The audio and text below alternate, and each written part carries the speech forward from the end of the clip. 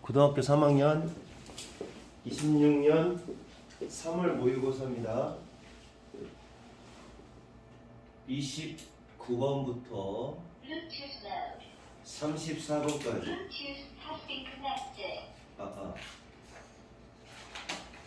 다시 한번 2026학년도 고3 3월 모의고사 29번부터 34번까지 핵심 문항 먼저 하겠습니다. 오늘 고3 모의고사에서 가장 어려운 부분이죠. 그래서 이해를 아마 잘 하셔야 될 겁니다. 여기 부분만 끝나면 나머지는 좀 쉽죠. 근데 오히려 내가 볼 때는 빈칸이 더 쉬웠어요. 그 앞에 부분이 더 어려웠던 것 같습니다. 자, 29번부터 시작한다. 자, 29번.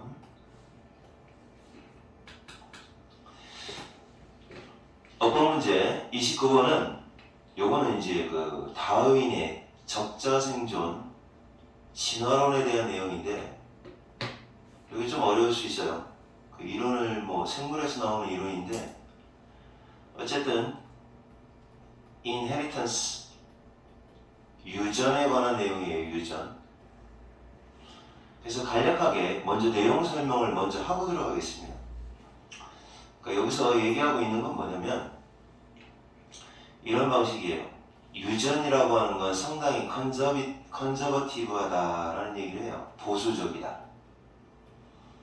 그러니까 유전이라고 하는 건 여기 보수적이다라는 말은 무슨 뜻이냐면 얘가 그 보수적이다라는 말은 이게 원래 환경에 맞춰서 환경이 있으면 그 환경에 맞춰서 적응할 수 있게끔 유전이 어느 정도는 조절을 해줘야 되는데 그냥 너무 고지것대로 간다는 거야. 있는 그대로.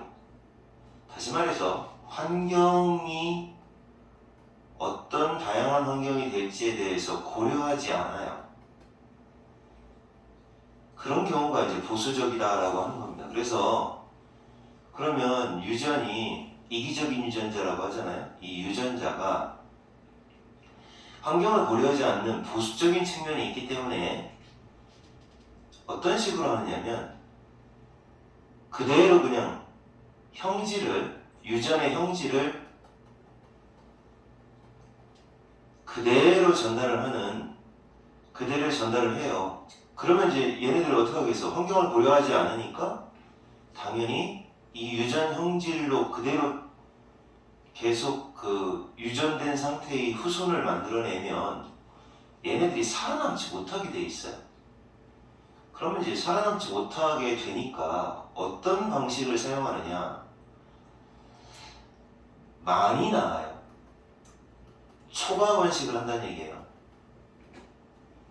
그쵸? 초과 번식을 하게 되면 그러면 아무래도 많아지니까 거기서 이제 환경을 고려하지 않는 상태이기 때문에 환경에 어느 정도 적합한 적자가 나올 거예요. 적합한 피티스트가 나올 거라는 얘기죠. 환경에 가장 잘 맞춰 사는 녀석.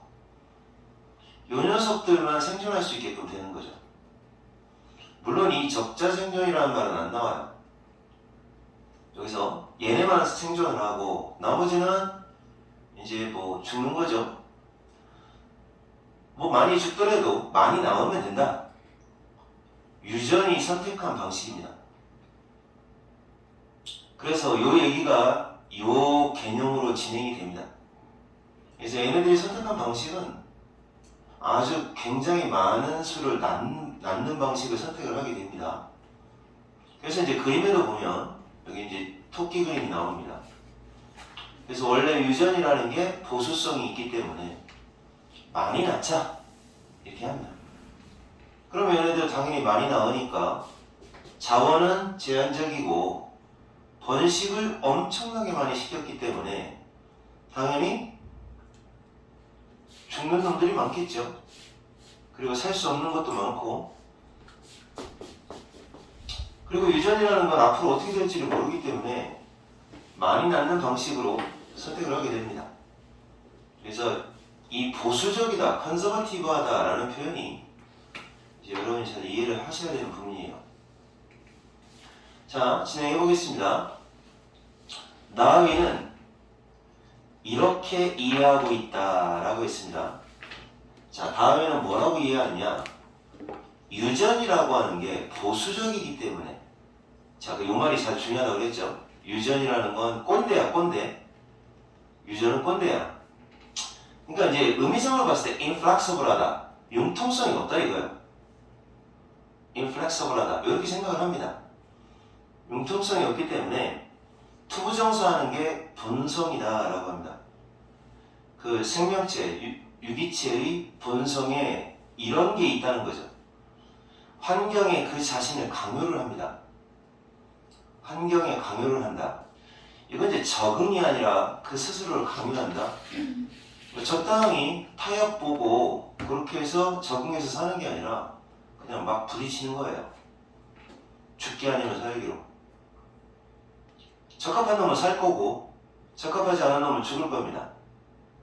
그래서 여기서의 enforce라고 하는 단어는 그 스스로를 강요시킨다라는 말은 의미가 좀 애매합니다. 그래서 결국 환경에 스스로를 강요한다는 말은 결국 적응하고는 반대되는 개념이라고 생각을 하셔야 돼요. 이게 하나의 적응 방식이라고 말을 해도 상관은 없어요. 하지만 그냥 부딪혀본다. 부딪혀보는 게 본성이 있다는 얘기죠. 원래 보수적이다라는 이 말은 그래요. 무슨 말이냐? 우리나라도 빨간색 방 애들 있잖아요. 보수파거든요. 진보와 보수가 있으면 보수 애들은 전쟁도 불사합니다. 자기 걸 강력하게 지키려고 하는 게 있습니다.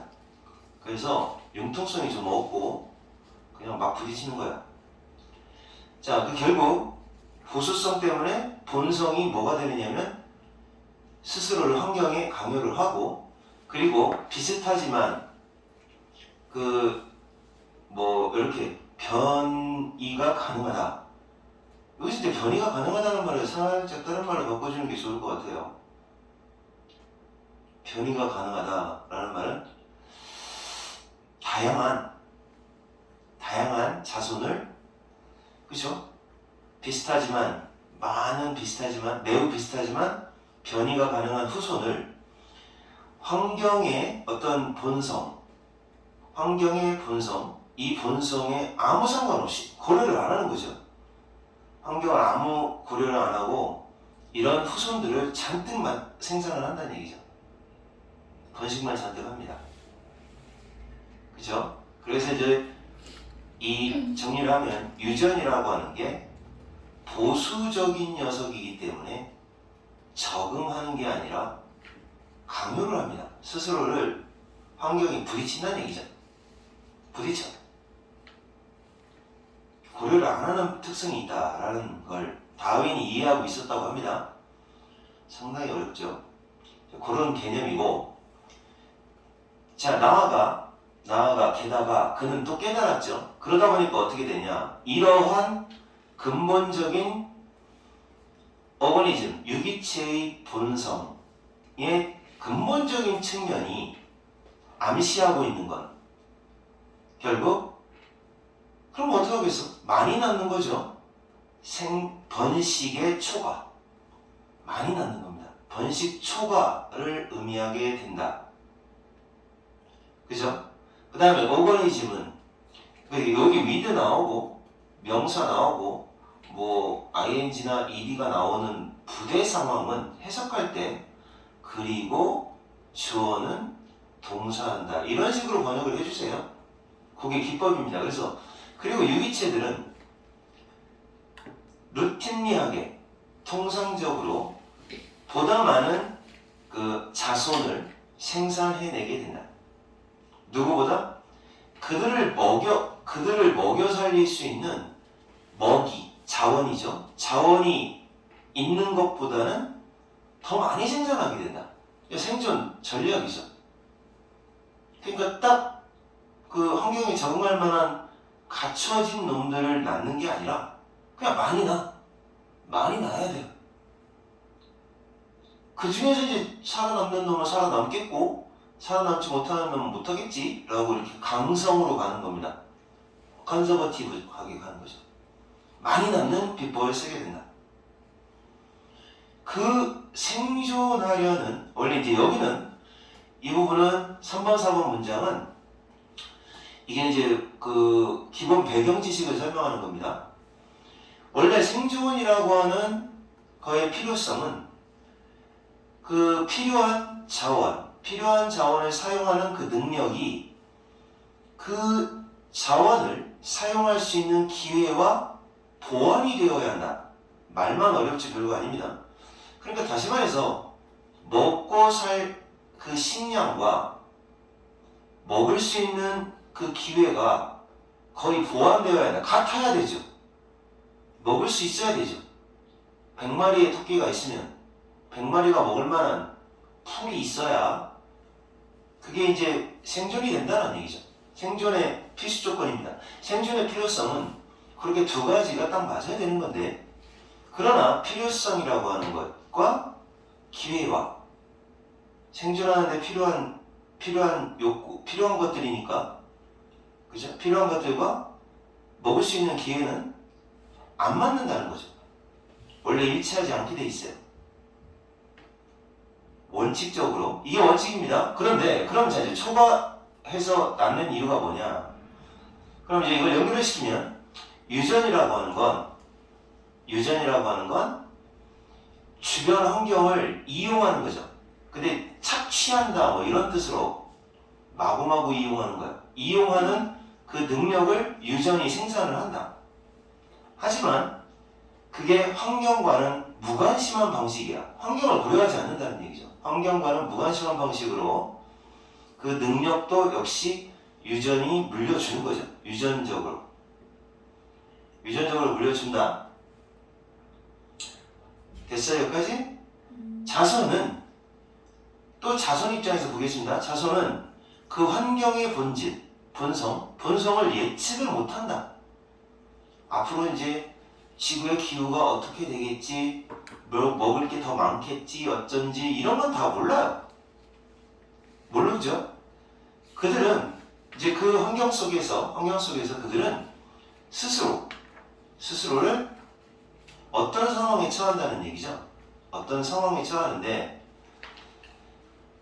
자, 그들 스스로 바꾸기는커녕, 이게 커녕이라는 뜻이에요. 뭐뭐는커녕 말할 것도 없고, 자, 후손들 스스로를 바꾸기는커녕 자기 스스로가 처해 있는 그 환경입니다.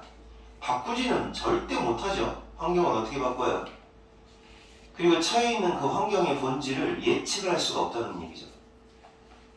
적합한 방식으로, 그 환경의 변화에 적합한 방식, 다시 말해서 적응할 만한 방식으로 스스로 적응해 나가기는커녕, 적응을 못하죠. 적응해 나가기는커녕 그들이 처해 있는 그 환경에 대한 예측조차 할 수 없다는 얘기예요. 그러니까 여기는 후손은 원래 환경에 대해서 무기력하다라는 얘기예요. 이거 쉽게 얘기하면 원래 후손들은 환경에 대해 무기력함, 예측조차 못합니다. 앞으로 어떻게 될지 무기력함, 그죠? 여기는 이제 이쪽에서는 어차피 유전이라는 거는 환경에 대해서 무기력하니까 아예 그냥 자기만의 방식으로 많이 낳는 겁니다. 자, 그 다음 사실이지만 뭐가 사실이야? 생명체가 유연성, flexibility, 어느 정도 양의 유연성을 표현할 수는 있어. 그게 사실이야. 그러니까 유연성이 있어요. 보수성의 반대죠. 여기서는 그들의 형태와 기능 쪽에서는 조금 변형을 한다는 얘기죠. 뭐냐면 즉각적인 환경, 그 바로 인접해 있는 그 환경에 대한 반응으로 약간씩은 유연성을 보이면 나타낼 수는 있는데, 이런 말을 쓴 걸 보면 사실은 컨저버티브하다 이거죠. 보수적이다. 그러나 이러한 조정, 이러한 약간의 적응 같은 거는 조금이다. 마이너다. 뭐에 비하면 유전이 받고 있는 그 한계점, 제약에 비하면, 그러니까 유전이 받는 제약은 어마어마하게 크다는 거죠. 누구한테 받는 제약일까요? 환경으로부터 받는 제약입니다. 이 환경으로부터 받는 제약이 어마어마하게 크다 보니까 그에 비해서 적응력은 적다는 거죠. 결과적으로 모든 살아있는 생명체가 다 모든 곳에서 잘 살 수는 없는 거다.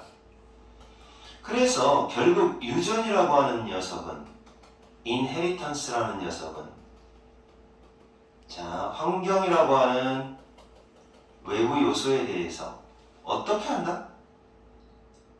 얘한테 적응하는 방식을 쓰지 못하니까 어떤 방식을 쓰느냐?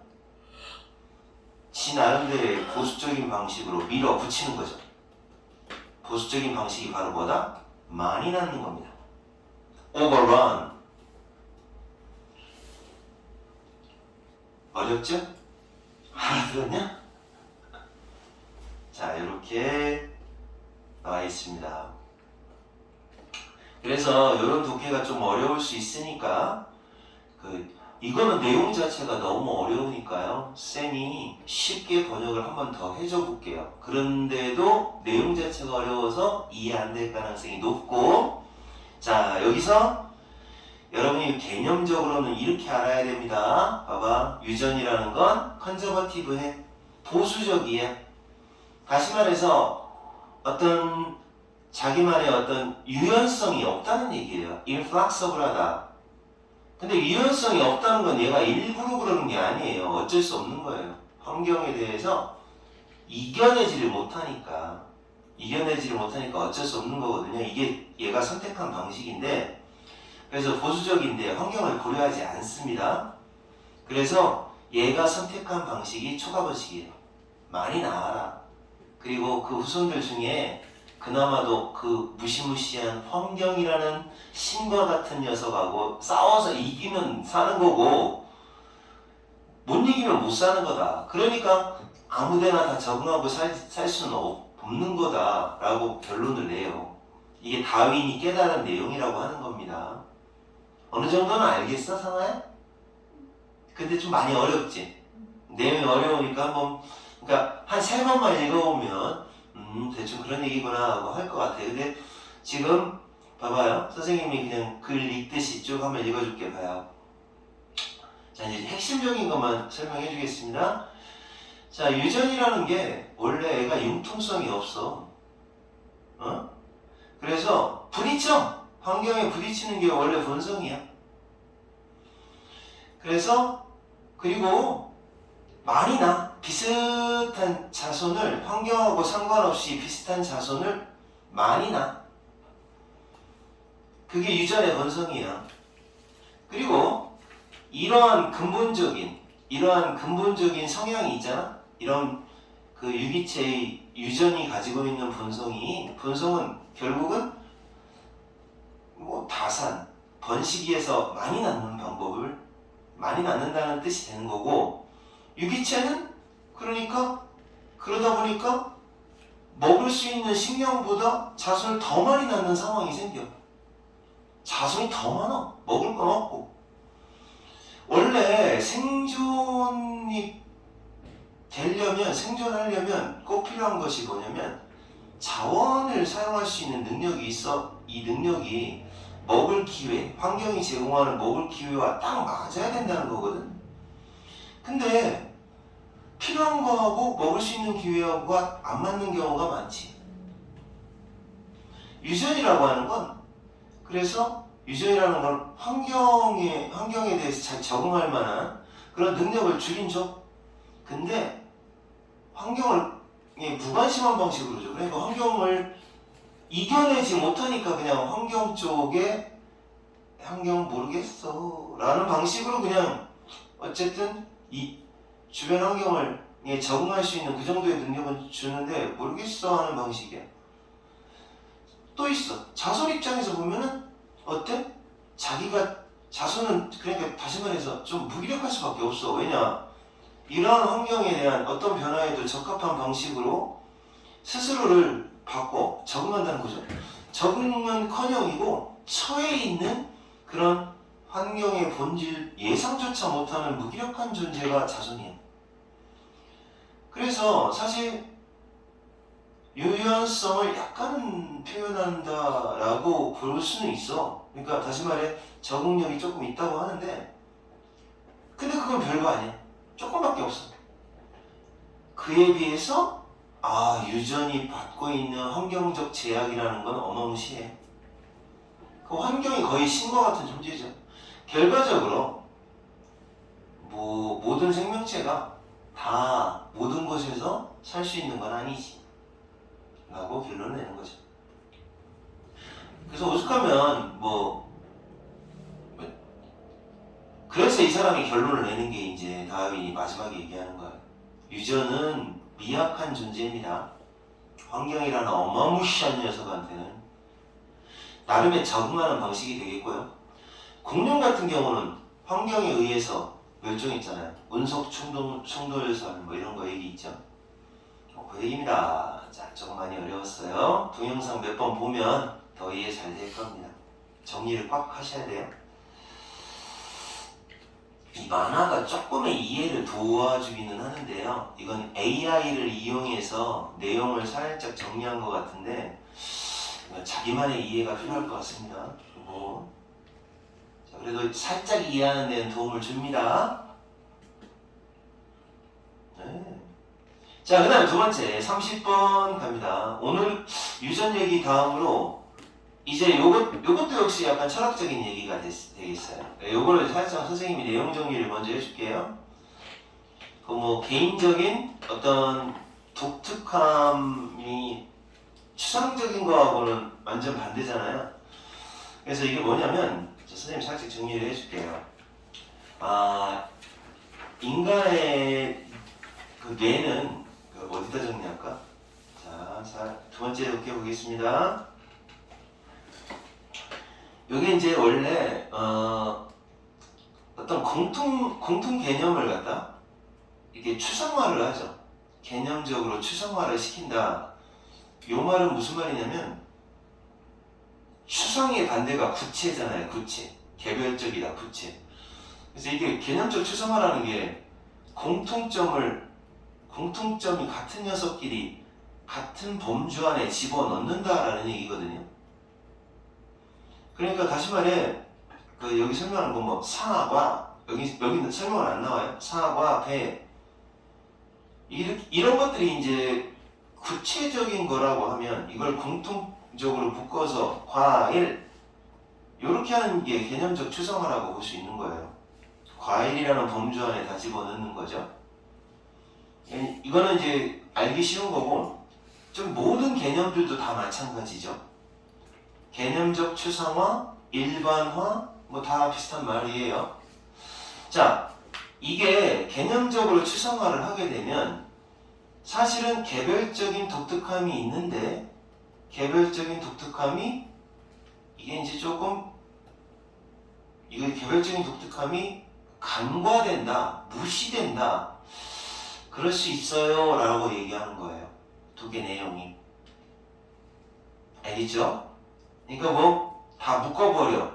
일반화로 성급한 일반화가 됐든 어쨌든 일반화로 묶어버리면 개인의 독특한 개성이 죽을 때도 있다는 거죠. 그렇죠? 모두가 특별한 거다. 개별적으로 보면 목적에 따라 다른 관점을 가지기도 한다. 근데 개념화를 해버리면 이런 구체적인 부분들을 다 놓치는 겁니다. 이렇게 얘기하는 겁니다. 아시겠어요? 모르겠지? 쏴 늦게 오고 이해도 못하고 멍청이. 그럼 식빵은요? 식빵 사러 가려고 했는데 아영이가 안 온다고 해서 안 갔어요. 진짜? 진짜 진짜 싫어질 것 같아요. 밥도 못 먹어서? 자, 개별적인 독특함 개별적인 독특함의 이거 독특함의 추상화. 왜 이렇게 했죠? 이거 제목이 이상해요. 자, 이건 됐고 얘가 만든 제목은 뭐 무시하겠습니다. 자, 내용 보세요. Every time 뭐 할 때마다 네가 잘 봐요. 이게 지금 전부 어려운 부분들인데 개념화를 한다. conceptualize 개념화를 한다. 그러니까 뭐 이런 거 저런 거 이런 거에 대해서 한 가지로 이런 거는 어떤 개념 이렇게 개념화한다. categorize 범주화한다. 그리고 이름을 붙인다. 무언가 어떤 무언가냐? 고유명사가 아닌 proper name이 고유명사입니다. 고유명사는 대문자로 쓰여 있는 서울, 사람 이름, 탐 이런 게 고유명사잖아요. 그러니까 하나의 특정이 아니라 보통명사를 말하는 걸 거예요. 고유명사가 아니다 그러면 고유명사가 아닌 것 다시 말해 무슨 말이야? 보통명사죠. 추상명사일 수도 있고 물질명사일 수도 있는데 어쨌든 약간 특정한 고유명사가 아닌 것에 이름을 붙이기. 이름을 붙인다라는 거는 이것도 역시 다 같은 개념인 거예요. 한 덩어리로 묶기. 좀 이해력이 약하면 이렇게 하세요. 같은 공통점을 가지고 한 덩어리로 묶기. 이렇게 하시면 됩니다. 이해할 때. 한 덩어리로 묶어낼 때마다 너는 추상화라고 하는 걸 하게 된다는 거죠. 추상화. 추상화를 하는 게 아니라 away from이 나왔네요. 부정적인 의미네.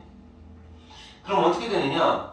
그 particularitys라고 하는 그 독특함, 세세함, 특수함, 상세한 상황이라고 했는데 그렇게 할게요. 이걸 갖다가 추상화 때문에 무시돼버린다라는 거죠. 그죠? 여기 표현 봐봐요. 여기 나와 있는 이 표현이 무슨 말이냐라는 걸 보시면 돼요. 개별적 특성을 버리고 일반화해 버린다는 뜻이에요. 그러니까 away from이라는 말이 부정적 의미를 가지기 때문에 여기서 독특한 세세한 것들을 추상적으로 없애버린다. 추상화를 통해 없애버린다. 이런 얘기예요. 무슨 말인지 알겠어요? 자, 추상적인 개념으로 묶어버린다. 자, 그래서 여기가 빈칸이라면 요거 내용에 조금 쉬운 내용이 나올 수 있겠죠. 이거 빈칸 문제는 아니었던 걸로 기억하는데 여기에 빈칸 나온다면 이렇게 바꿀 수가 있어요. 의미를 잘 이해하시면 그 의미를 찾으면 됩니다. 이게 무슨 말이냐? 결국 이런 얘기예요. 일반화, 개념화 다 어떤 용어를 써도 좋습니다. 추상화 뭐 이런 거 비슷한 거예요. 로 독특함, 구체적, 고유성 등을 이런 것들 독특함을 없앤다. 이렇게 하는 의미를 가지는 것들은 다 여기 빈칸에 들어갈 수 있어요. 주제가 일반적으로 나오는 거니까. 첫 번째 문장에서 빈칸 문제가 나올 것 같아요. 나와버리면 어떻게 따져야 되냐면 그러니까 이제 쉽게 설명을 하면 한 덩어리로 모두 개념을 묶어버려. 그러니까 너네 이제 여기 여자 이렇게 너랑 나랑 남자 이렇게 묶어버려. 그렇게 묶어버리면 어떻게 된다? 그 사실은 나는 잘생긴 남자고 얘는 못생긴 남자고 이런 독특함이 있단 말이에요. 그 독특함을 묶어버렸기 때문에 없어졌다라는 거죠. 간과당했다. 그 얘기예요. 그래서 여기는 이렇게 요 개념 이런 것 때문에 얘가 망함 이렇게 하는 의미가 들어가는 빈칸은 다 정답이 될 수 있습니다. 알았지 수아야? 상상해봐라. 아니 너무 어려운 말을 하니까 지금부터가 이제 예를 들어 비유적 설명 예시 들어 설명하고 있습니다. 한번 데이지를 생각해 보세요. 데이지꽃, 클로바꽃, 잔디에 있는 잔디밭에 있는 이런 꽃들을 상상해봐라. 그 네 개의 평범한 단어라고 했는데 여기서 보통명사를 말합니다. 보통명사. 이 네 개의 보통명사. 여기서 보통명사 뭐 있어요? common noun이라고도 하고 보통의 명사니까 데이지라는 놈, 클로바라는 놈, 꽃이라는 놈, 잔디라는 놈. 이 네 개죠. 이 놈은 그들의 차이점을 배제하고 있다. 그렇죠? 그들의 차이점을 배제하고 개념화했단 말이에요. 이렇게 묶었단 말이에요. 그러니까 데이지도 예쁜 데이지, 못생긴 데이지, 뭐 어떤 데이지, 저런 데이지 있을 거고 얘도 마찬가지로 클로바도 뭐 세이 클로바, 네이 클로바 있고 뭐 플라워도 뭐 플라워는 더 넓어. 그다음에 잔디 그럼 더 넓어. 이런 개별적인 특징을 다 배제하고 묶어서 얘기하는 말들이잖아요. 그러니까 여기 나와 있는 이 말들의 네 개는 다 뭐다? 전부 다 개념화된 놈들이라는 얘기죠. 알았어요? 이거된 놈들이라는 얘기예요. 그걸 한번 생각해봐라. 꽃이라는 말은 flower. 꽃이라는 말은 뭐다? 하얗고 노란 그런 종류. 이런 것들을 띠릿 이렇게 이어집니다. 자, 함께 범주화하다. 뭐 A를 B로 그냥 묶어버렸다는 얘기예요. 꽃이라는 말은 A를 B로 묶어버렸다. 자, 뭐를 묶었느냐? 그냥 하얗고 노란 쪽 계통을 그냥 베이지 색깔이라고 묶어버렸다는 거죠. 다 베이지 계통이라고 얘기하나 봐요. 이게 더 포괄적인 말인가 봐. 그리고 모든 다른 종류의 것들, 그 밖에, 다른 곳에서 발견되는 모든 다른 종류의 것들, 그리고 베이지색의 것들로 다 묶어버리는 말이 바로 꽃이라는 말이라는 거죠. 그쵸? 다른 곳에 발견되는 것까지 다 묶어버리는 말이 flower예요. 그러니까 여기 이제 얘네를 잠깐만요. 이렇게 해야겠네. 위드가 이렇게 이어지지 않고요. 뭐라고 이어지냐면 이렇게 꾸며주는 걸로. 그러니까 베이지의 종류, 베이지 색깔 종류를 가진 노랗고 빨간 종류 이거와 그리고 발견되는 모든 다른 종류의 꽃들을 다 그냥 한 덩어리로 묶어버리는 말이 플라워다. 이 말이죠. 잔디라는 말을 볼게요. 잔디는 또 풀의 다양성, 종류 이걸 다 무시하는 말이죠. 풀과 풀이 아닌 식물이 그것에 존재하고 있는 풀이 아닌 식물까지 다 묶어서 역시 론이라고 하죠. 그러니까 이 말들은 왜 쓰고 있느냐? 구체화 이 두 줄 딱 합해서 그냥 일반화, 개념화를 해버렸다는 거예요. 개념화를 해버렸다. 자, 근데 이제 개념화를 했는데 자 지금부터가 진짜입니다. 요거 알맞은 자리 찾기입니다. 자, 안을 줌인 해봐라. 이렇게 확대해서 왜 카메라 확대하는 걸 줌인이라고 합니다. 가까이 보는 거 가까이 한번 봐라. 그러면 너는 그 개별성을 발견하게 될 것이다. 그리고 독특함도 발견하게 될 것이다. 그렇죠? 그런데 우리는 개념화를 통해서 다 한 덩어리로 묶어버렸다는 얘기죠. 여기 있는 사람 예를 들어 C하고 나 남자야. 남자로 묶었어. 그러면 그 사람의 개인화, 개별적인 독특함이 사실은 그냥 한 덩어리로 묶여버린 거잖아요. 나는 그래서 기분 나쁘죠. 그런 때는. 남자들은 다 나빠 이렇게 말하면 나는 기분 나쁘죠. 남자들은 다 나빠 이렇게 말하면. 나쁘잖아요. 기분 왜 나빠요? 선생님은 좋은 사람이고 멋진 사람이고 잘생긴 사람이고 이런 사람이 저기 시우는 뭐 바보고 멍청이고 못생기고 그랬단 말이에요. 그러니까 뭐 같이 묶어버리면 어때? 독특함과 개인이 다 개성이 다 사라진다 이 말입니다. 알았냐고 수아. 너 이 영상 이거 잘 들어. 공개적으로 아주 썸네일 잘 만들어가지고 유튜브에 뿌릴 거예요. 또 두 개의 데이지는 두 개의 클로바는 똑같지가 않아요. 똑같지가 않은데 그냥 같은 데이지 그런다는 얘기죠. 그러나 똑같지는 않아요. 그러나 그 두 가지의 데이지와 두 가지의 클로바는 바로 그 뭐를 합니까? 이렇게 to a quick glance 힐끗 한번 보는 거 힐끗 한번 보는 거 이랬을 때 카페트라는 모습을 제시합니다. 힐끗 한번 보면 똑같이 충분히 똑같이 무늬를 가진 카페트처럼 보인다는 거죠. 그러니까 같은 얘기 또 하는 거예요. 원래 사실은 다 똑같지는 않은데 그럼에도 불구하고 다시 말해 개별성이 있는데 한번 슬쩍 볼 때는 슬쩍 본다는 얘기는 결국 개념화를 한다는 얘기예요. 개념화를 해버리면 어떻게 똑같은 문양의 카페트처럼 보인다는 얘기니까 그냥 개념적인 개별성은 다 없어지고 그냥 공통점 한 덩어리로 보인다라는 얘기죠. 띵띵띵띵 하지만 얼핏 보면 왕청 이렇게 된다. 같은 얘기 또 하고 또 하고 또 하고 또 하고 계속 그겁니다. 다만 말만 어렵게 할 뿐이죠. 자, 가장 여기서 이제 모스트 대부분이라고 하자. 대부분의 실용적인 목적으로 할 때도 그 차이가 무시될 수가 있죠. 실용적인 측면에서 봤을 때 뭐라고 무시가 되느냐?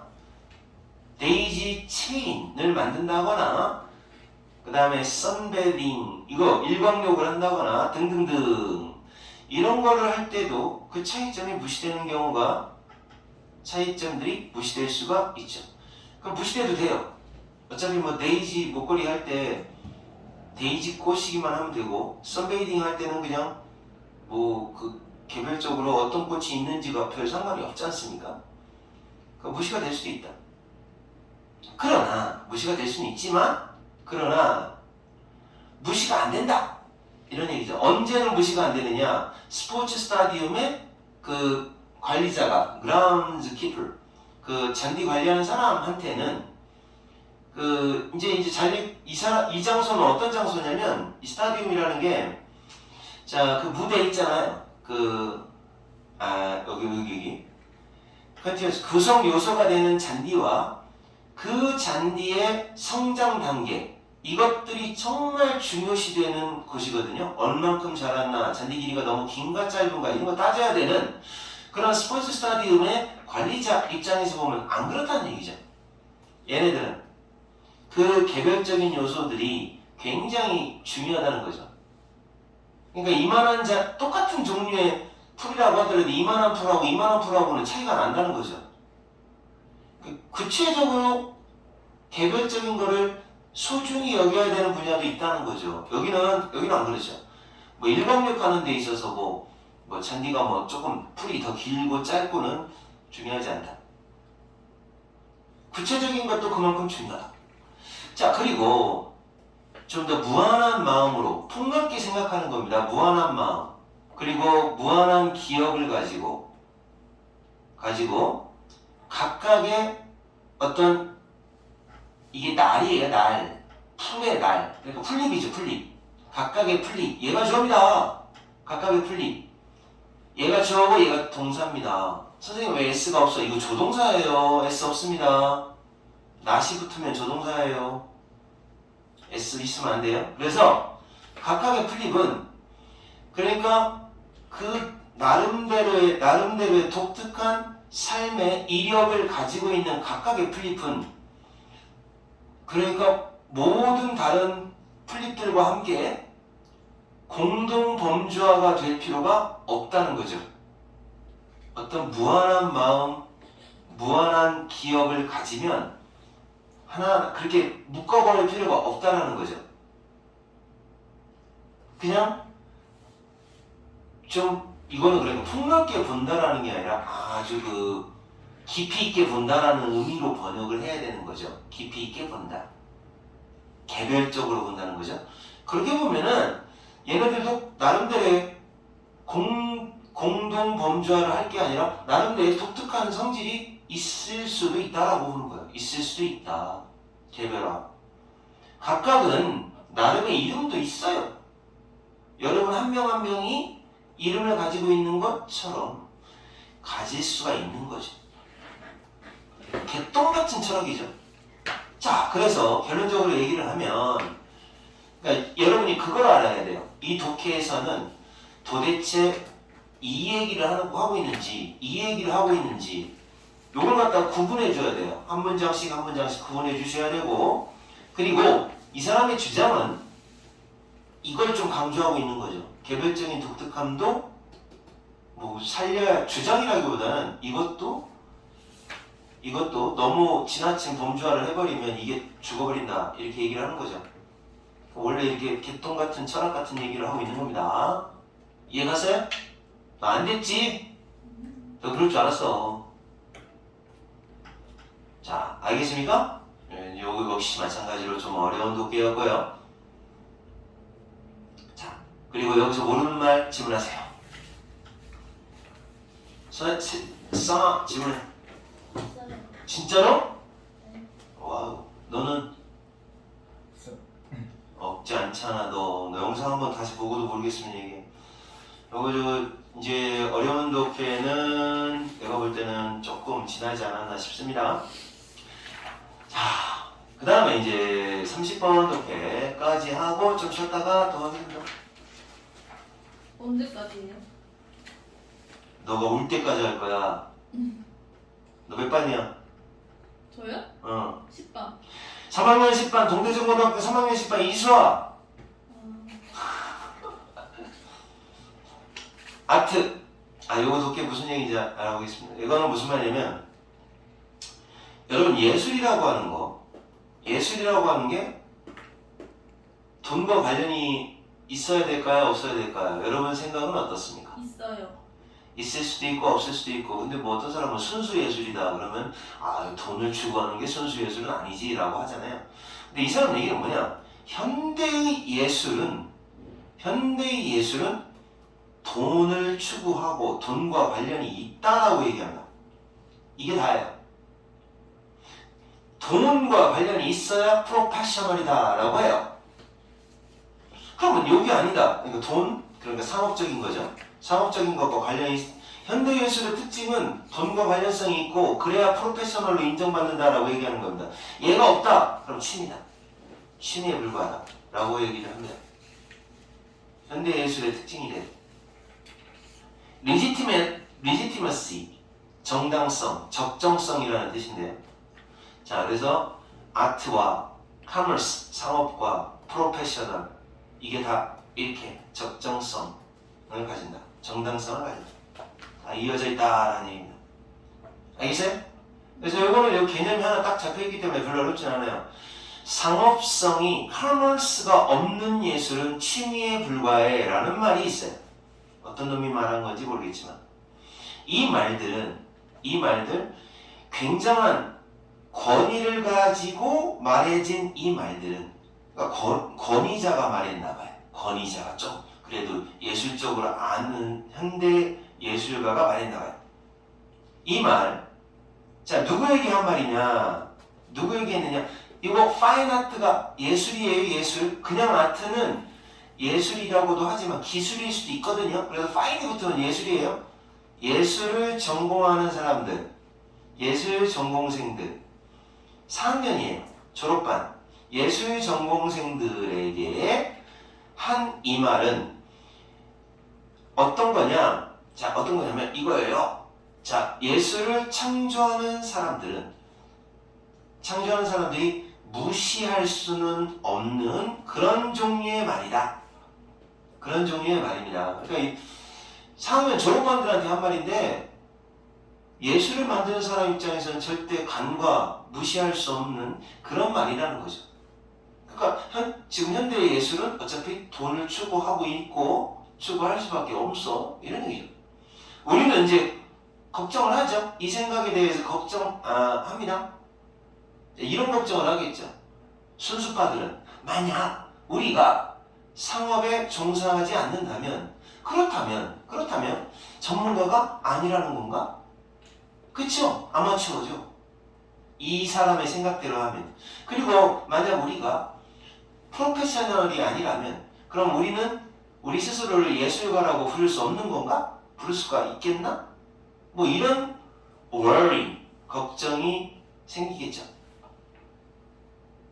자, 그러면 이제 여기 있는 말을 간단하게 얘기하면 무슨 얘기냐? 이 말이 그 4학년 졸업생들한테 예술 뭐라고 하지? 미대생한테 꼭 가면서 파인아트가 미술이니까 예술이라고 했나 아까? 미술이 맞는데.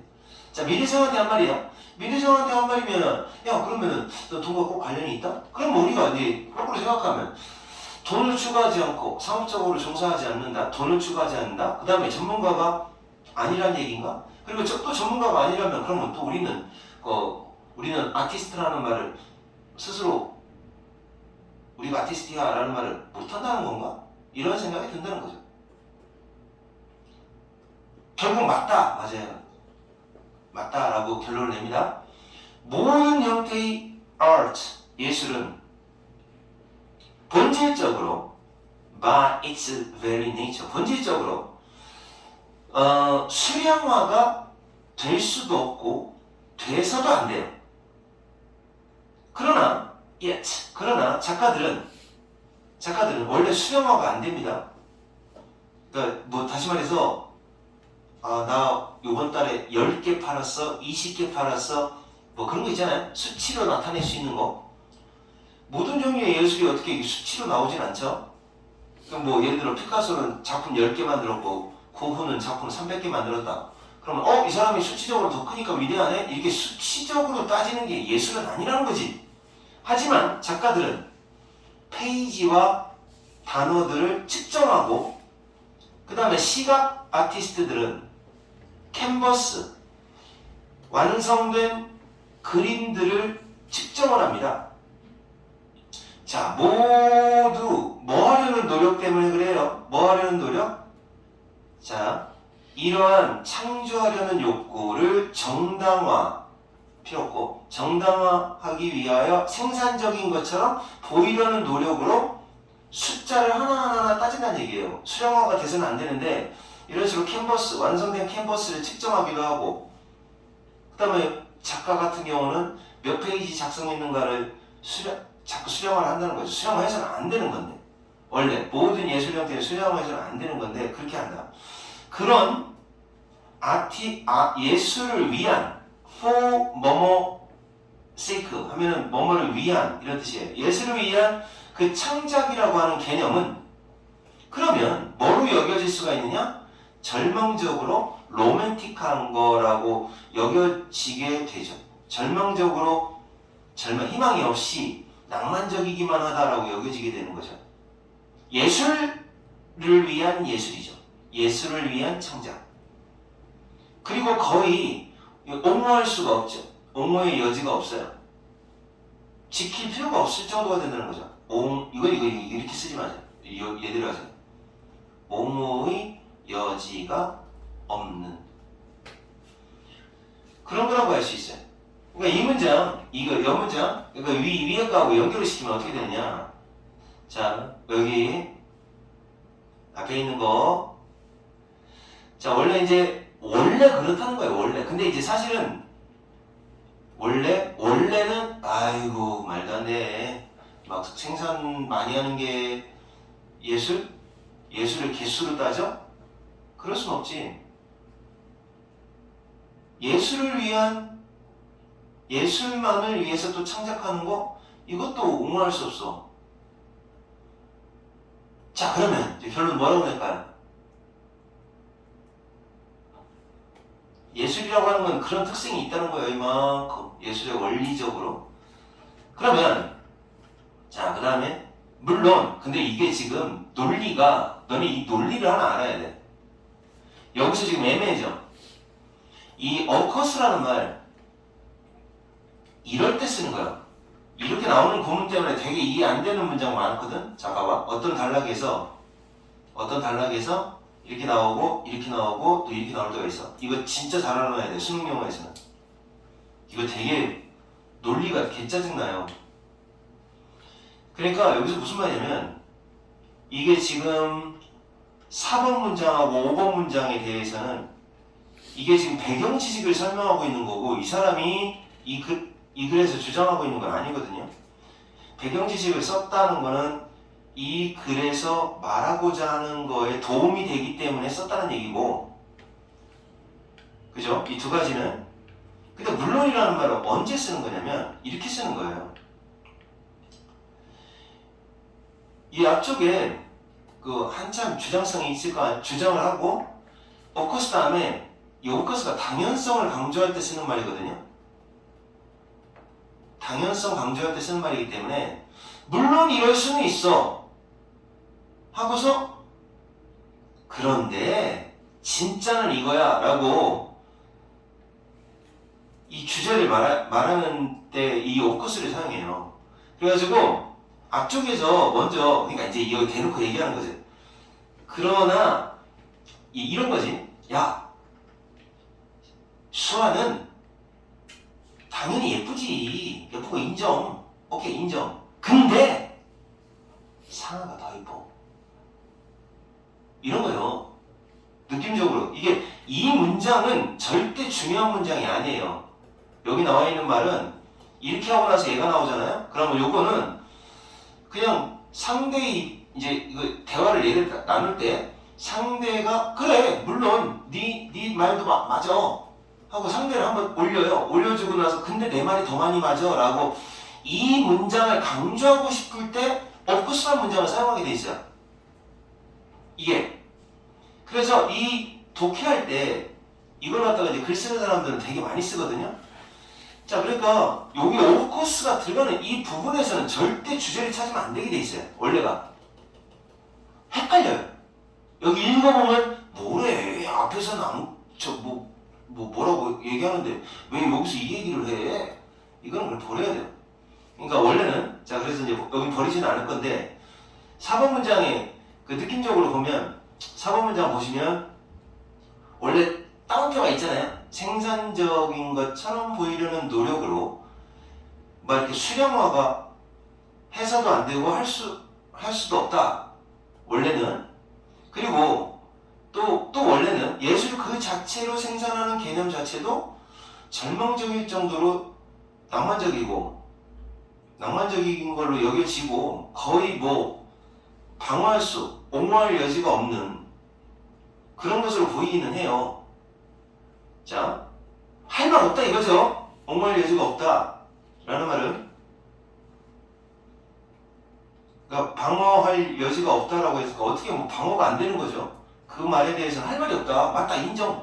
오케이. 인정. 이렇게 되는 거예요. 물론 여기도 인정 한 번 더. 물론 우리가 예술에 종사할 수는 있다. 근데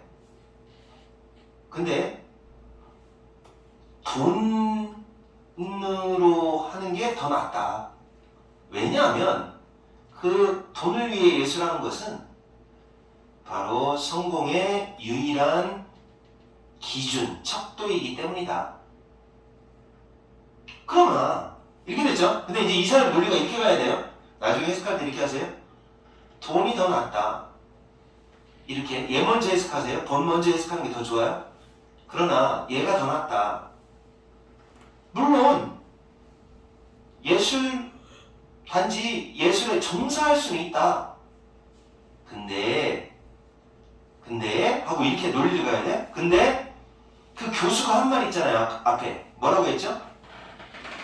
교수가 뭐라고 말했어 아까? 취미.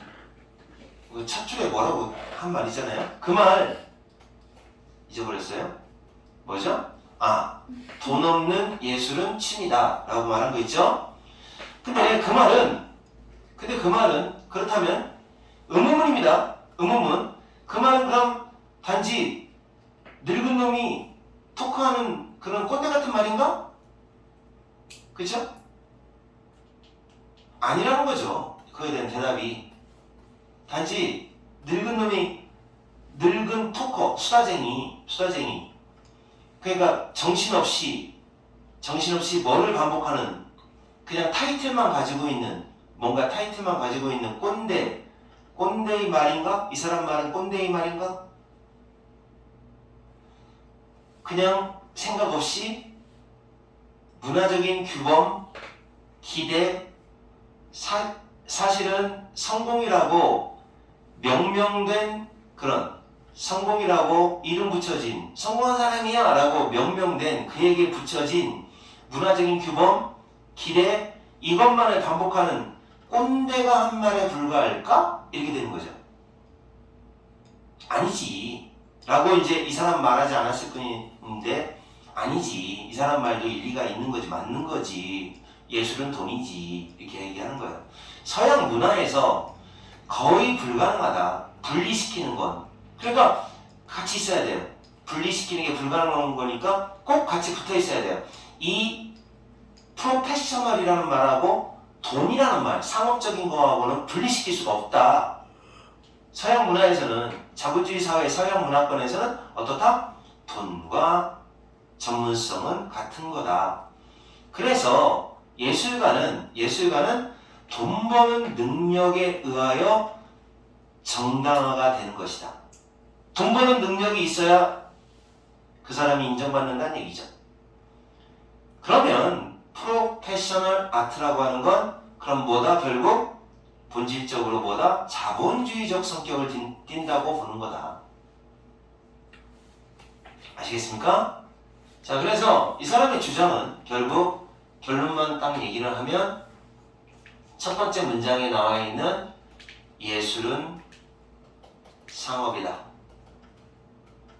그러므로 아니 꼭 그런 사람만 프로페셔널 전문가다. 이렇게 얘기하는 겁니다. 그러면 이거를 잘 들으세요. 이걸 갖다가 비웃는 말들, 요 느낌의 비웃는 말들 어떤 것들이 있을까요? 4번 문장하고 5번 문장은 이 글 쓴 사람의 생각은 아닌 겁니다. 여기서 이제 이것도 물론 그래 물론 맞아. 근데 요 단어를 썼잖아요. 절망적이야. 낭만적이긴 한데 물론 수치로 수령할 수는 없어.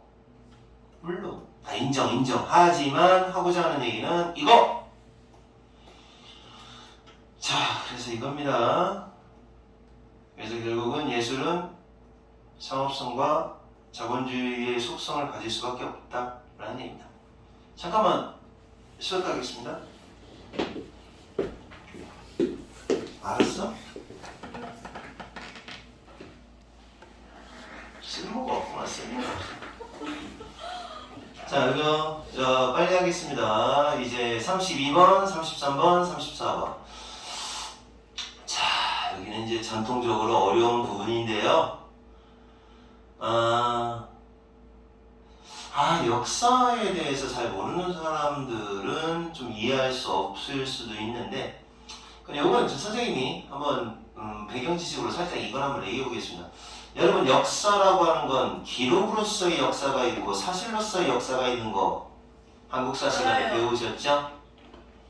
이거 알면 돼요. 사실은 여기서 의미하고 있는 건 이 학문으로서의 역사거든요.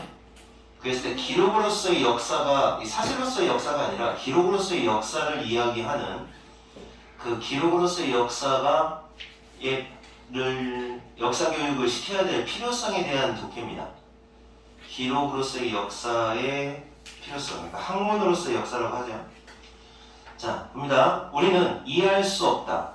과거의 사실을 뭐가 없으면 이해가 안 됩니다. 다시 말해, 꼭 있어야 된다는 얘기예요. 미국 영어권 사람들의 특징이 뭐냐면 이게 부정부정을 두 번 사용합니다. 부정부정을 사용해서 이 내용을 강조를 하게 돼 있어요. 그러니까 뭐가 없으면, 그러니까 돈이 없으면 우리는 못 살아. 거꾸로 잘 살려면 돈이 있어야 돼. 돈을 강조한다. 이런 얘기죠. 그래서 그 과거의 사실을 이해해야 되는데 뭐가 없으면 안 되느냐? 바로 스토리가 없으면 안 되는 거죠. 그 팩트, 그 사실이라고 하는 것에 스토리가 인베드 되어 있어야 되는 거거든요. 파묻혀 있어야 돼. 삽입되어 있어야 되는데 이 스토리라고 하는 게 없으면 팩트, 과거의 팩트를 이해 못합니다. 자, 부사입니다. 이건 필연적으로. 그러니까 이거 필요 없는 말이에요. 전치사하고 추상명사가 만나면 부사가 되는 거거든요. 그래서 필연적으로 이 스토리라고 하는 것은 중립적이지가 못합니다. 중립적이다라는 말은 사실은 이제 오브젝티브하다, 객관적이다라고 말할 수 있는 거죠. 중립적이지 못한 거니까 무슨 얘기가 돼요? 약간 뭐 편파적이다, 뭐 안 좋은 말로 바이어스하다 이렇게 얘기할 수가 있겠죠. 바이어스하다, 서브젝티브하다 뭐 이렇게 얘기할 수가 있습니다. 아무래도 중립적이지 못하다, 그러니까 중립적인 어떤 팩트의 모임은 아니다라는 거죠. 중립적인 팩트의 모임은 아니다. 다시 말해 주관성이 들어갈 수밖에 없다는 거죠. 기록으로서의 역사가 원래 역사가의 의견이 들어가는 경우를 말합니다. 자, 여기까지 알겠죠? 여러분 여기 역사 시간에 배웠으니까 이야기라는 건, 스토리라고 하는 건 반드시 선택적이고 주관적이고 매력적이고 그렇다. 그쵸? 스토리라는 게 그렇잖아요. 뭐 그 기록으로서의 역사를 보면 안중근 같은 경우는 우리나라 사람들이 봤을 때는 뭐예요? 열사죠, 열사. 열사라고, 의사라고, 안중근 열사가 아니라 안중근 의사? 어쨌든, 우리한테는 굉장히 의로운 사람으로 묘사가 되는데, 일본 사람들 입장에서는 뭐예요? 테러리스트죠, 테러리스트. 그죠? 그래서, 그거는 이제 주관적이고, 선택적이고, 주관적이고, 매력적이다. 그 이야기의 가장 짧은 것조차도, 그러니까 가장 짧은 이야기도 선택적이다 그랬으니까 선택의 결과이다. 의식적 선택, 무의식적 선택 둘 다. 이야기는 미묘하게 영향을 주고 파워를 인베스트, 권력, 파워죠. 권력을 인베스트 주고 감춰진 도덕적 판단을 하고 항상 왜곡까지 한다. 원래 스토리가 주관적인 거니까 이럴 수 있죠. 오미션에 의해서 빼버림으로써 생략함으로써 왜곡을 하기도 한다. 의도가 있든 없든. 이래서 이것 때문에 모든, 자 여기 이제 이 사람의 이제 주제문이 여기 나오는 겁니다. 이래서 모든 교양 있는 시민들은 뭐를 해야 되느냐? 사실을 필요로 합니다. 그뿐만 아니라 사실도 알아야 되지만 역사를 이해하려면 학문으로서의 역사도 필요한 겁니다. 그렇죠? 그러니까 이제 만약에 이 학문으로서의 역사를 배우고 있지 않다면 그냥 역사가가 서술하는 내용을 쭉 보고 나쁜 놈들 이렇게 판단하겠죠? 근데 만약에 discipline, 학문으로서의 역사가의 의견이 들어가는 주관적인 요소라는 걸 알고 나면 이거라도 비판적 시각으로 볼 수 있게 된다는 겁니다.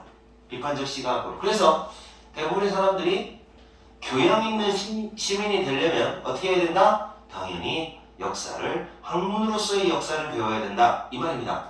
자, 왜냐하면 우리는 뭐 할 필요가 있어요? 이해할 필요가 있죠? 왜 역사가 그 형태를 취하는지, 어떤 형태? 그 역사가 취한 그 형태. 테이크예요. 텍스트 폼 이겁니다. 그 역사가 그 형태를 취한 게 왜 그런 걸까? 왜 이런 형태를 취했지? 왜 이런 형식을 취했지? 왜 이런 사관이라고 하죠? 역사를 바라보는 관점. 왜 이런 사관을 이 역사에선 취하고 있는 거지? 라고 학술적인 설명으로 그걸 이해하고 있을 필요가 있다는 겁니다. 알았어요? 사관이라고 들어봤어요? 어떤 역사관. 왜 이런 역사관을 취했을까? 응? 일본 놈들은 왜 이렇게 묘사했지?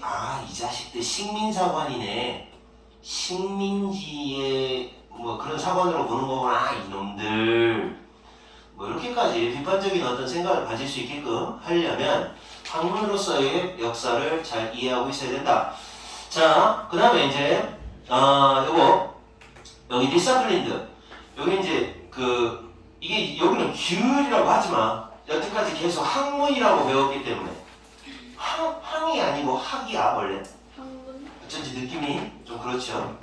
도서관도 학문을 넓히고 화장실도 학문을 넓히고 학문을 닫고 학문에 힘쓰고. 디서플린드. 자, 일단 디서플린드 학문, 역사, 논증. 이거는 자 격식이 없는 비공식적으로 히어링 듣는 거 그리고 이야기를 텔링하는 거 이거하고는 달라. 얘는 어떤 거를 요구하느냐? 친숙함을 요구하는데 추상적 일반화를 가진 친숙함 1번 얘가 필요하고 이게 이제 구체적으로 이해할 필요는 없어요. 지금 원래 학문적 역사 논증이라고 하는 게 이런 세 가지가 요구된다라고 그냥 나오는 거니까 그러려니 하세요. 추상적 일반화에 친숙해질 필요가 있고 1번. 두 번째 이전에 학문적 담론에 역시 익숙해질 필요가 있고 3번. 그리고 증거를 이용할 수 있는 능력이 역시 필요하고 그러니까 이용해야 되는 거 세 가지. 하나, 또 여기서 두 가지. 그 다음에 세 번째 이거지. 그러니까 뭐 하기 위해서냐? 이거 하기 위해서야. 그러니까 이건 필요 없어요. 뭐 하려고? 주장을 입증하기 위해서 분석적 구조라든지 논쟁의 스타일이라든지 증거 이런 걸 이해할 수 있는 능력이 필요하다. 자, 여기서는 이게 이제 결국 말하는 건 학문으로서의 역사 논증에 위해서는 이런 것들이 필요합니다. 요구사항이 뭐뭐뭐입니다 라고 얘기하는 부분이니까 여기서 빈칸 같은 거 나오지는 않아요. 그냥 그 얘기하는 거구나. 그러한 학문적인 지식이 그러면 일상적인 지식하고는 다르다 이 얘기죠. 똑같지 않죠? 요거는 역사학과 애들이 배울 만한 내용이고 이거는 그냥 수학 같은 애들이 배우는 내용이죠. 그리고 그것은 비공식적으로 습득될 가능성도 없다. 그러니까 당연히 대학교 와서 배워야 되는 거다. 이런 얘기입니다. 그래서 별로 어렵진 않고 결국 우리가 역사에 대한 어떤 비판의식이라든지 제대로 뭔가 역사의 서술을 이해하기 위해서는 학문으로서의 역사를 알아야 될 필요가 있습니다. 라고 얘기하는 독해입니다. 자, 그 다음 33번. 이거 너무 쉬웠으니까 넘어갈게요. 자, 멋있다. 아키텍처. 건축인데요. 건축인데, 어떤 스페이스의 형용사형입니다. 그 다음에 커리어그래피. 커리어그래피라고 하는 말이 연출, 안무, 이런 뜻이에요. 공간 연출, 이런 거죠. 이게 연출이 더 좋아요. 안무라는 뜻도 있지만. 자, 그래서 공간 연출로서의 건축. 그러니까 건축이라고 하는 건 이제 이 내용을 잠깐 먼저 보겠습니다. 무슨 말이냐? 공간은 행동을 이끈다. 설계자가 상상을 해서 이런 공간을 만들어야겠구나 라고 했고 그랬을 때 올바른 곳에 창문도 계단도 막 다 달아. 그러다 보면은 설명서가 없어도 그냥 딱 보면 여기는 화장실이네? 이쪽으로 내려가는 거네? 하고 다 알 수 있잖아요. 이렇게 편하게 건축 설계를 해야 된다라고 얘기하는 거예요. 그러니까 공간을 연출할 때 인간의 행동과 감정을 다 고려하고 그래서 아주 설명서도 없이도 딱 보면 알 수 있는 그런 건축 설계를 하는 게 좋다라고 건축학과 학생들한테 가르쳐주는 내용 같습니다. 자, 모든 건축의 구조는 이런 형태이다. 자, 건축의 형태는 모든 건축의 구조는 구조물이라고 해야겠다. 구조물. 건축물이요. 건축물은 공간 연출의 형태라고 보면 돼요. 공간 연출이 중요하다는 얘기죠. 결국 구조물은 공간을 잘 연출해내야 돼요. 자, 그 공간 연출이 뭐로 행동도 이끌어낼 수 있고 그 다음에 여기까지네요. 행동을 잘 이끌어내는 그런 공간 연출의 형태들이 바로 이제 구조물이에요. 구조물은 그러니까 결국 이런 행동을 이끌어내는 공간 연출을 잘 해놓는 곳이다. 이런 얘기죠. 공간이 쉽게 해주고 또는 금지시키고 또 잠깐만 여기 지금 동사가 잔뜩 나왔습니다. 자, 공간이라는 건 편하게 해주기도 하고 못하게 해주기도 하고 그렇죠? 공간이라는 놈은 그 일을 하게 부추기기도 하고 또 못하게 막기도 하고 그 다음에 초대하기도 하고 못하게 하기도 하고 그러니까 공간이라는 거 이 말은 필요가 없어. 뭐요? 결국 뭐에 대한 언급이냐면 행동을 이끈다 라는 말이에요. 그래서 공간이 좁으면 편하게 해주고 못하게 하고 좁으면 이 세 가지 띵띵띵띵 공간을 그지같이 하면 이렇게 세 가지 이렇게 한다는 얘기야. 알았어? 모르면서 이렇게 휴대폰 쳐다보면서 고개만 흔들고 있고 내가 너 이 영상 너 얼굴 찍어가지고 쌤이 네 엄마한테 보내줄 거야. 그 다음에 그래서 이제 이거는 이 문장을 왜 했냐면 원래 간단하게 딱 얘기를 하면 말을 너무 어렵게 하니까 이렇게 할게요. 간단하게 딱 얘기를 하면 건축, 공간 연출 이겁니다. 그럼 공간 연출이란 뭐냐? 사람들의 행동을 유도하는 역할을 하는 거다 라고 얘기하는 거예요. 멍청이처럼 이렇게 어렵게 말을 해요. 그러니까 이게 어렵게 말을 해도 여러분은 이렇게 간단하게 이해를 할 수 있는 능력이 필요해요. 자, 이러한 공간 연출은 뭐 어떻다? 움직임의 패턴을, 행동의 패턴을 미리 다 정해준다. 공간 연출을 잘 해놔야 사람들이 이렇게 가고 저렇게 가고 이렇게 하게끔 다 안내해주는 거죠. 하지만 자, 그 공간 연출은 또 하는 일이 있어요. 그러나 하고 반대말을 얘기하는 게 아니라 미리 결정해주는 소소한 역할, 근데 또 더 큰 역할은 뭐냐? 경험적인 특징을 안내해주기도 하고 경험을 하게 해주고요. 지각을 하게 해주고요. imaginary, 심상, 마음속에 뭔가 그리게 해주고요. 감정도 느끼게 해주고요. 에모션하고 느낌하고 뭐 비슷한 말이잖아요. 뭐 이런 걸 막 느끼게 해주는 거죠. 자, 그러니까 공간 연출을 제대로 해놓으면 어떻다는 얘기야. 결국 사람들의 동선이 다 비슷해져. 그리고 사람들이 느끼는 그 마음, 느낌, 뭐 경험 이런 게 다 유도하는 대로야. 유도하는 대로. 이게 원래 이제 공간 연출이 하는 일입니다. 그러니까 이걸 잘해야 되는 거죠. sensitive, 예민하고 공감 능력이 있는 그런 디자이너라면 직관적으로 intuit, 파악을 합니다. 인간의 행동을 미리 파악을 하고 인간의 욕구를 미리 파악을 합니다. 이런 직관적인 그런 건축의 스크립팅이 직관적인 건축에 대본을 쓰는 것이 이렇게 표현했어요. 대본을 쓴다. 근데 대본을 쓴다라고 하면 사실은 설계죠. 디자이닝이죠. 설계인 거예요. 설계. 이 사람은 대본 쓰기라고 표현했는데 건축가는 대본을 쓰는 사람이 아니에요. 설계하는 사람이지. 이런 직관적인 설계는 바로 공명, 울린다. 뭐와 함께 울린다고 그랬어요. 실질적인 사용자, 점유자 똑같은 거죠. 사용하는 사람. 그죠? 그 사람의 자연스럽고 본능적인 욕구와 의도 이거와 함께 울린다. 그러니까 이 사람들도 똑같이 느낀다는 얘기죠. 그치? 예민하고 공감력이 있는 사람이라면 행동까지도 다 직관적으로 파악하니까 이 사람의 설계가 이 사람의 마음을 울린다는 얘기예요. 알겠습니까? 건축가의 마음,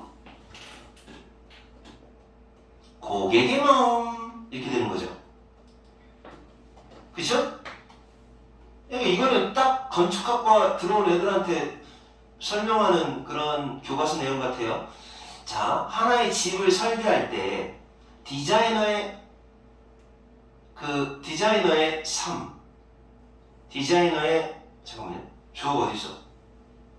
디자이너의 그죠? 여기가 주어고 여기가 동사네요. 자, 설계하면서 디자이너는 살고 사용하고 느낀다. 아직은 존재하지 않은 그 집. 그치? 아직 왜 존재하지 않아? 말해봐, 수아야. 디자인 단계니까. 그 집에서 이미 마음속에서 상상력 속에서 이미 사용하고 느끼고 살아보고 있다는 얘기죠. 미래 거주자 대신해서. 그죠? 그러는 거다. 어떤 느낌인지 알겠죠? 올바르게 배치되어 있는 창문 하나가, 예를 들어 이런 겁니다. 여기 예가 되는 부분이에요. 창문 하나가 정확하게 위치되어 있다. 어떤 곳에 정확하게 위치되어 있어요? 그 거주민이 정원을 내다보고 싶어지는 그 자리에다가 창문을 놓는다는 얘기죠. 창문을 놓는다. 그리고 햇빛이 필요한 그런 장소에다가 역시 창문을 놓는다. 그러니까 결국은 훌륭한 디자이너라면, 훌륭한 건축가라면 고객의 미래에 사용할 그 고객의 마음을, 거주민의 마음을 미리 알고 있어야 된다. 상상력 속에서. 그 예가 되는 게 바로 창문이었고, 두 번째는 계단입니다. 따라서 알아서 읽어보시고, 여기는 계단이고요. 계단도 잘 놔야 되고, 그 다음에 성공적인 이제 여기서 마무리할게요. 자, 제대로 된 성공한 건축가라면 당연히 설명서가 필요 없죠. 이렇게 쓰세요, 저렇게 쓰세요. 설명서가 필요 없고요. 사이니지가 필요 없어요. 표지판이. 그 쓰임을 위해서. 왜 그럴까요? 왜냐면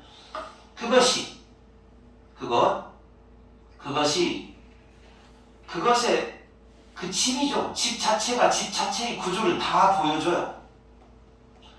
말이 없는 방식으로 구조와 쓰임을 그냥 다 보여주기 때문에, 드러내기 때문에 굳이 이게 필요가 없다.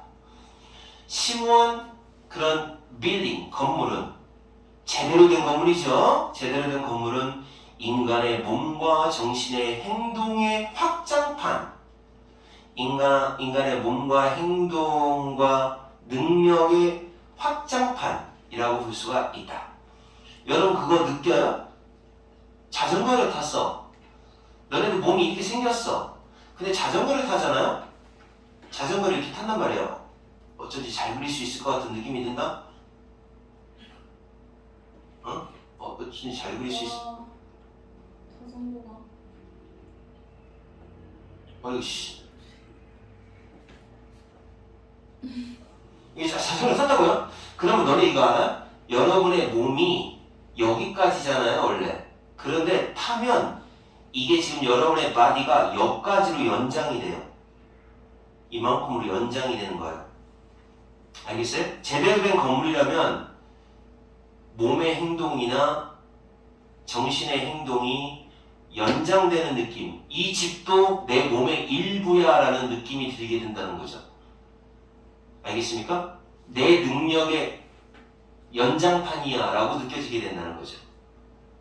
그런 집이 제대로 된 집이다 라고 얘기하는 독해입니다. 요거 지금 빨리 2개 했는데 알아들었어? 응? 시호야 알겠어? 야 성아야, 요 2개는 별로 안 어렵지? 내가 볼 땐 그래. 그래서 여기는 건축은 그런 거고. 자, 이제 공간 연출 얘기 끝났고, 이제 마지막 요거 33번이라고 돼 있는 거 있잖아요. 이거 빨리 할게요. 여기까지만 하면 오늘 끝나요. 그러면 어려운 독해가 29번서부터 34번까지 다 끝나는 거라 나머지는 조금 쉬울 수 있을 것 같아요. 자, 이거 이거는 뭐 여러분 다 아는 내용이에요. 여러분 저기 니네들이 지금 인스타그램이라든지 뭐 신용카드 쓴다든지 뭐 이런 거 다 데이터 흔적 남는 거 알아 몰라? 나 진짜 한번 되게 깜짝 놀란 적이 있어서 선생님이 유튜브 있잖아요, 유튜브에서 막 이상한 약간 뭐라고 하지? 함정 넣는 걸 뭐라고 하지? 뭔가 이렇게 야하다 해서 들어가면은 막 속이는 거 있잖아. 그걸 뭐라고 하지? 메커핀. 네? 메커핀. 전문적으로 얘기하는 거야? 그게 아니라 뭐 있잖아. 쌤, 와. 약간 지금 뭐 속았다 그런 걸 뭐라고 하지 너네들? 트릭.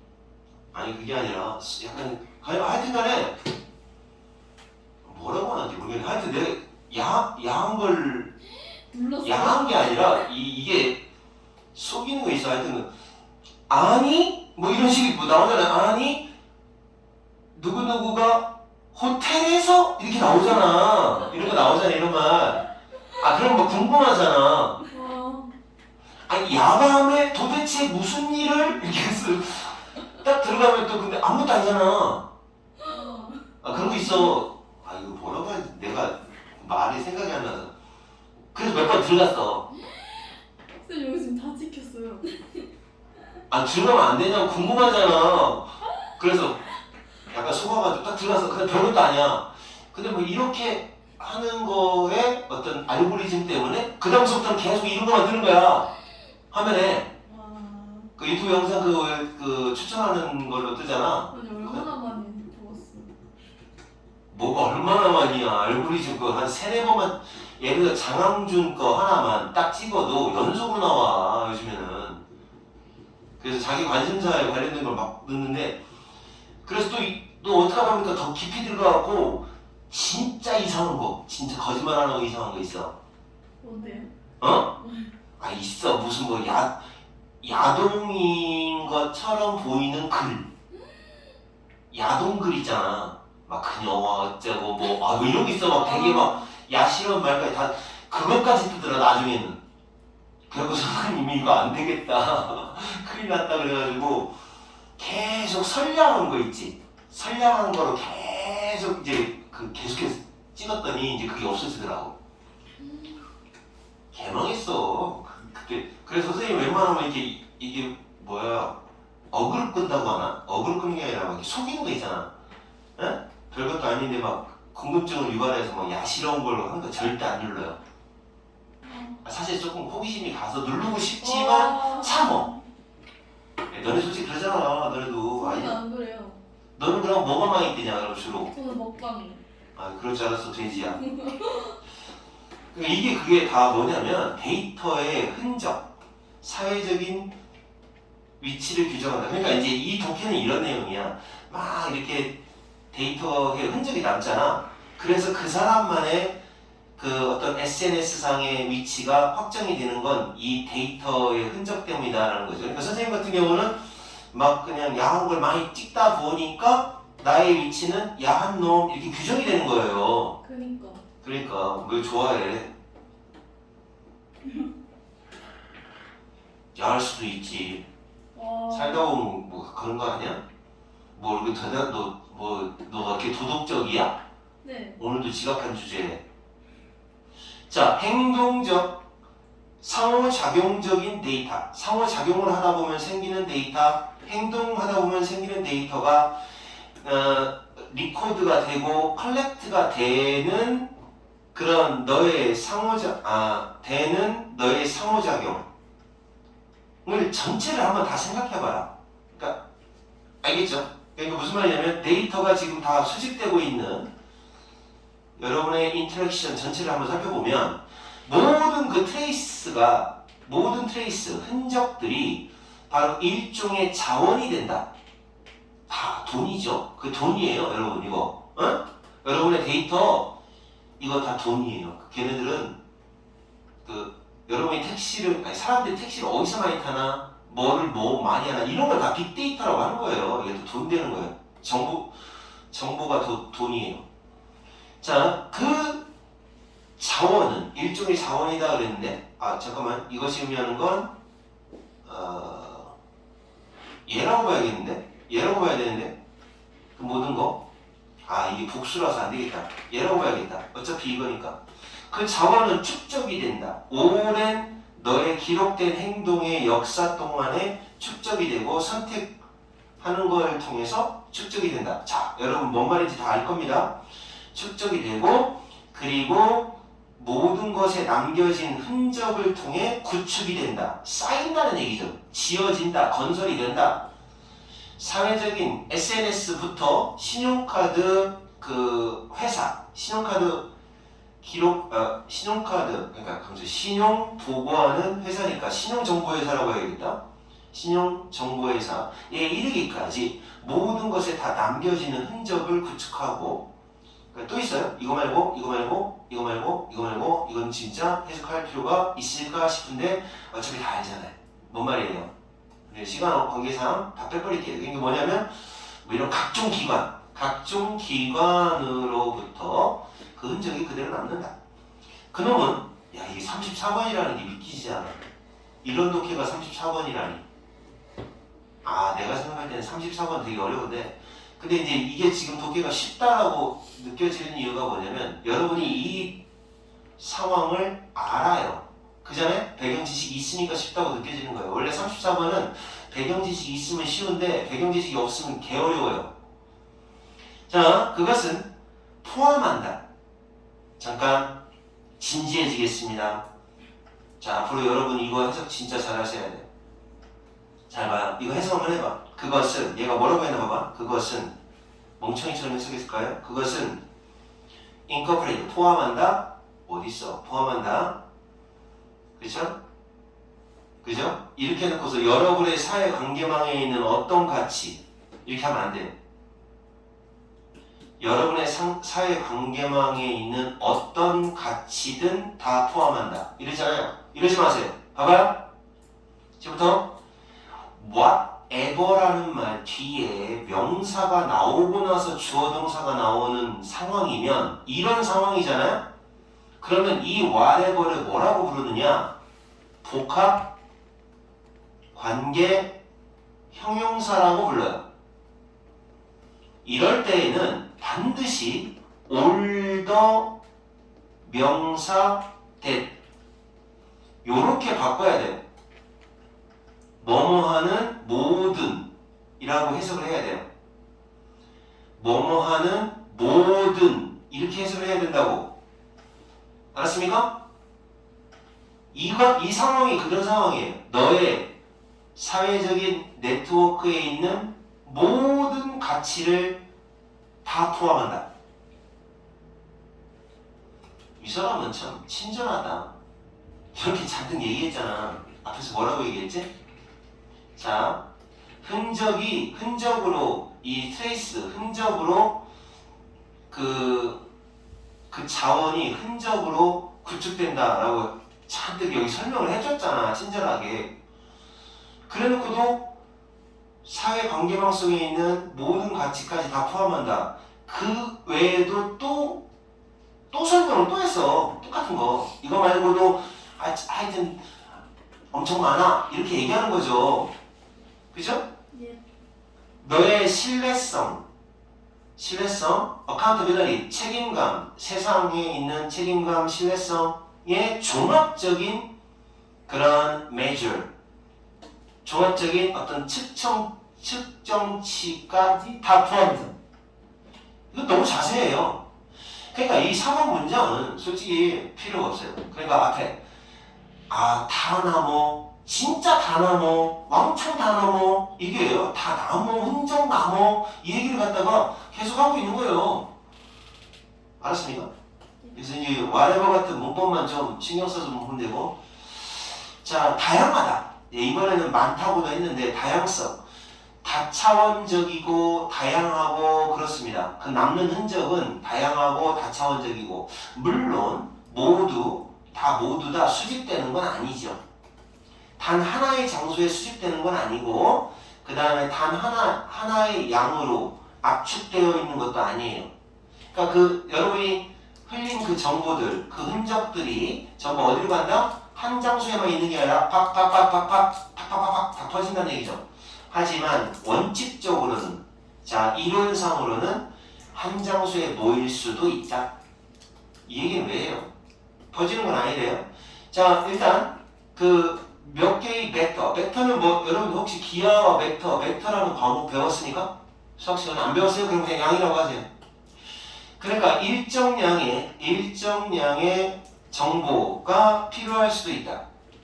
너의 시츄에이션, 상황을 요약하는 일정, 딱 정해진 양으로, 정해진 벡터의 정보 형태를 취할 수도 있고, 그리고 많은 특징을 가로질러 너의 상황과 가치를 요약하는, 딱 요약을 하는 그 일정 양의 정보의 형태를 취할 수가 있다는 거예요. 그러니까 딱 아까 6번 문장에서 한 가지 장소에 딱 모일 수도 있고 이론상으로는 가능하대요. 그 다음에 어떤 일정량으로 딱 그 모여질 수도 있고 요약될 수도 있고 이제 그 컴팩트리 빽빽하게 너의 위치를 다차원적 공간 그 분류 상황의 다차원적 공간에서 너의 위치를 조밀하게 나타내주는 그런 거. 그러니까 한 덩어리로 딱 요약해서 압축이 되고 빽빽하게 네 위치를 딱 보여줄 수 있다는 거죠. 그러니까 느낌적으로 얘기를 하면 이제 간략히 말하면 그놈이 간략히 말하면 너의 사회적인 위치를 규정한다. 이런 거죠. 자, 선생님이 이제 그림으로 이 독해를 설명하면 됩니다. 뭔가 해, 뭐 어떤 일이 생겨, 뭔가 해, 어떤 일이 생겨, 뭔가 해, 어떤 일이 생겨, 어떤 막이 생겨요, 막이 생겨요. 막 흔적들이 막 남아요. 갔다 온 흔적, 뭔가 여러분이 발잤지. 그런데 이론상으로는 이것들이 어디에 위치하고 있느냐, 한 장소에 전부 다 빠바바바바바바 모일 수가 있다는 거죠. 모일 수가 있다. 그러면 모이면 요놈이 결국 너의 사회적 위치가 된다는 얘기예요. 이 흔적들이 모여서 너의 사회적 위치 되는 거죠. 그렇게 얘기하고 있는 겁니다. 뭐 구체적으로 얘기하는 거 아니니까 선생님 예로 든다면 인플루언스를 예를 든다면 어떨까? 인플루언스들이 뭐 여기저기 막 이렇게 뭐 트레이스를 남길 거 아니에요? 트레이스를 남기다 보면은 그 사람 이론적으로는 한 장소에 모이지는 않는데 이론적으로는 가능하대요. 근데 실제로는 그렇진 않고 그러면 그 사람의 사회적인 위치가 딱 규정이 되는 거다. 이렇게 얘기하고 있는 도끼입니다. 자, 됐습니다. 여기까지 하시고 이제 이거를 복습을 한번 하신 다음에 자, 이렇게 하셔야 돼요. 복습을 한 번 더 하면 애매했던 개념이 잡힐 거예요. 개념이 잡혀야 돼요. 개념이 잡히고 나면 선생님이 준 문제 풀어보면서 그 독해 내용 풀어보면서 하시면 어떻게 나올지 감이 잡힐 겁니다. 자, 여기까지 수고했어요. 문제 꼭 풀어오고 언제까지 풀어야 되냐면 그래 너네는 바쁘니까 다음 시간까지 풀어와 웬만하면. 문제가